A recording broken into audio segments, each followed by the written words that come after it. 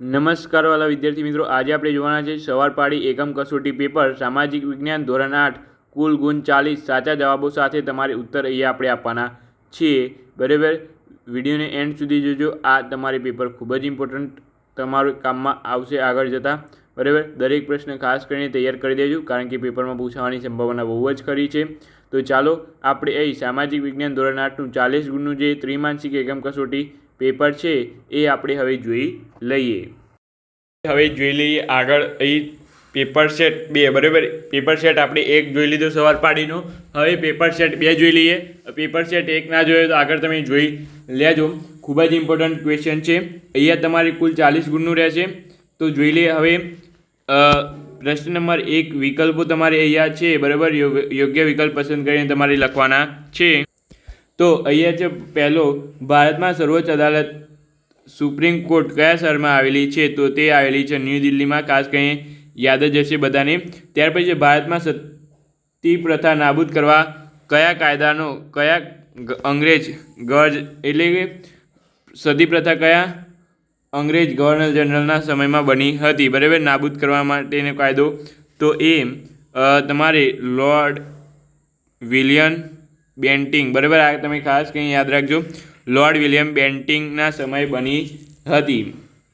ત્યાર પછી અહીંયા તમારે છે કે ઉદ્યોગને સનરાઇઝ ઇન્ડસ્ટ્રી તરીકે પણ ઓળખાય છે. કયા ઉદ્યોગને સનરાઇઝ ઇન્ડસ્ટ્રી તરીકે પણ ઓળખવામાં આવે છે? તો એ માહિતી અને ટેકનોલોજી ઉદ્યોગને. બરાબર, બ્રહ્મો સમાજની સ્થાપના કોને કરી હતી? બરાબર, બ્રહ્મનો સમાજની સ્થાપના કોને કરી હતી? તો અહીં જવાબ આવશે તમારે રાજા રામમોહન રાય. બરાબર, ઈસવીસન 1828માં સ્થાપના કરી હતી. ત્યાર પછી ભારતમાં મુંબઈથી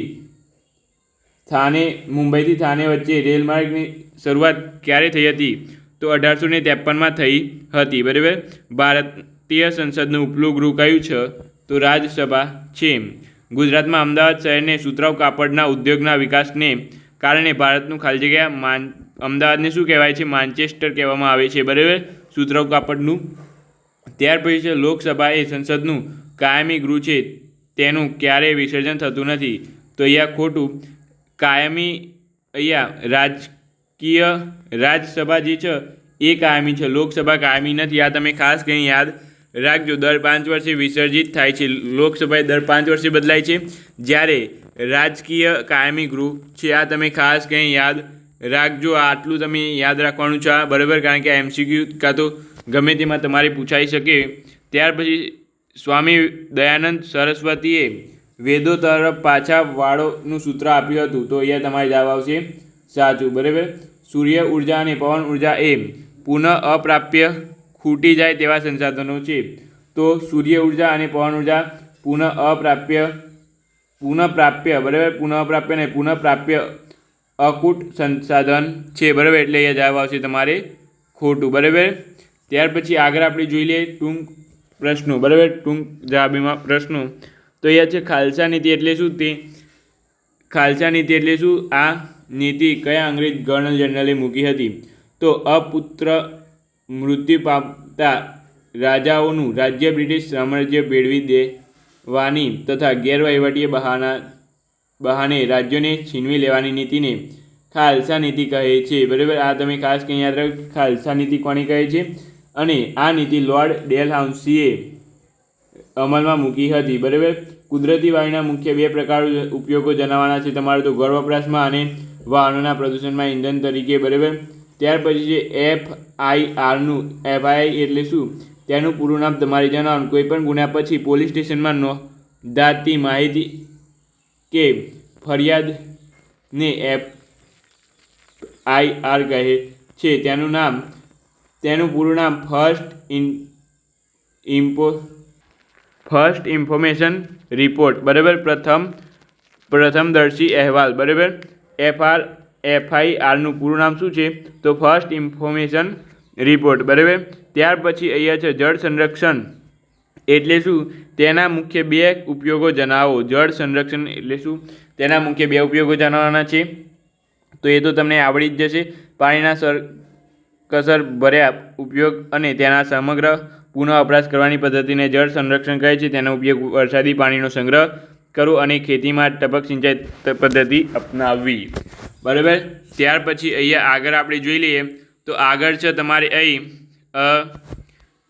ભારતમાં બાળ લગ્ન પ્રતિબંધ ધારો ક્યારે અમલમાં આવ્યો હતો, તેનો મુખ્ય શું ઉદ્દેશ હતો? તો બાળ લગ્ન અટકાવવા માટે ઈસવીસન 1929માં શારદા એક્ટમાં અમલમાં આવ્યો હતો. તેનો મુખ્ય હેતુ નાની ઉંમરે થતા લગ્ન રોકીને બાળકોના શિક્ષણ અને આરોગ્યનું રક્ષણ કરનાર હતું. બરાબર. ત્યાર પછી અહીંયા છે વિભાગ સી ટૂંક નોંધ અને મુદ્દાસર પ્રશ્નો લખો. 12 ગુણમાં તમારે અહીંયા આવશે.